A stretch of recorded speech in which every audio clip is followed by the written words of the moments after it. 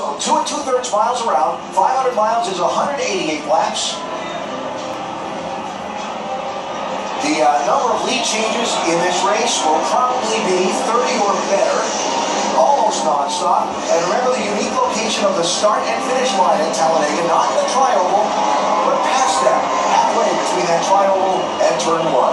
Massive crowd here on a beautiful day for a race that's fun for us, if frightening for the drivers. It's the Geico 500 at Talladega. The final race in the contender round of the chase. 4 drivers' championship hopes end today.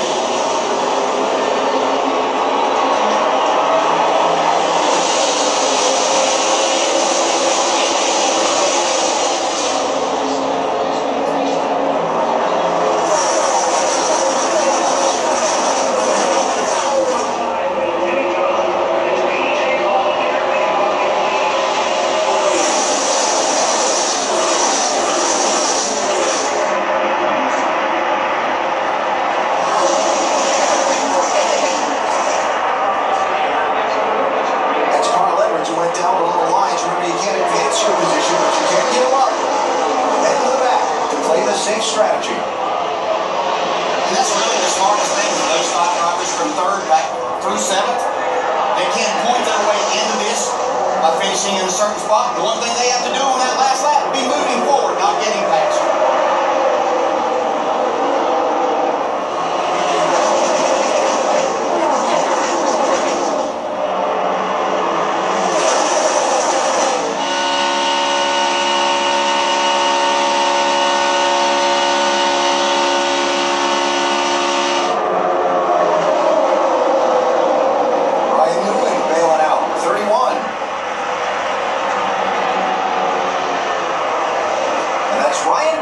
Driving the 3rd Penske entry here this week in the 12. Yeah, he could be a factor at the end of this race in some different ways. Certainly he would like to win that first Sprint Cup race of his career, but he could be a big factor in helping Brad Keselowski maybe get the victory lane and moving on into the next round of the chase.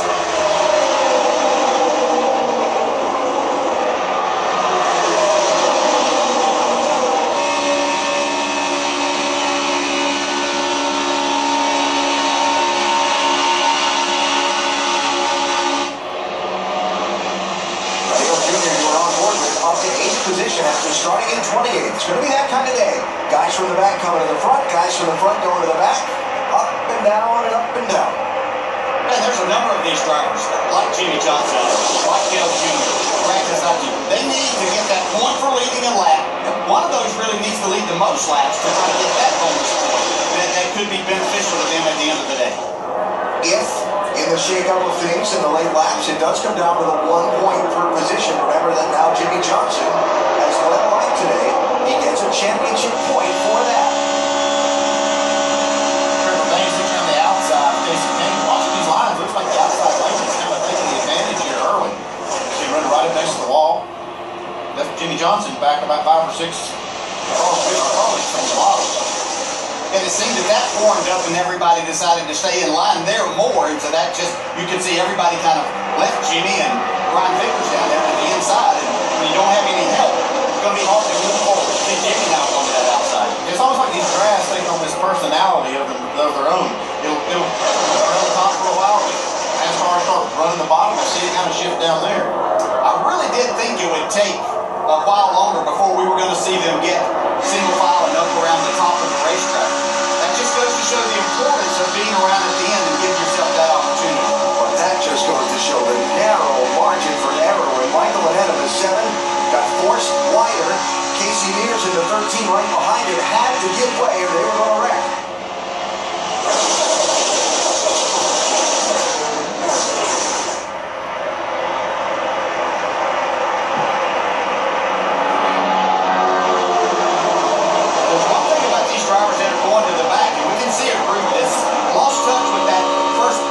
Just a little bit. As these cars lined up along the outside and started going, they can make faster time like that. So you have to be careful not to lose that draft completely. Even if you get lined up, you may have a harder time running them down and becoming a big part of that draft, that front pack again. You know, it's funny, as you watch this scoring ticker come across the top of your screen, and you see the yellow as the drivers that are currently in the chase, those close positions. top 10 running spots are all lit up in yellow. And here in this one, it's like most of the bottom 10 running spots are all lit up in yellow for the moment.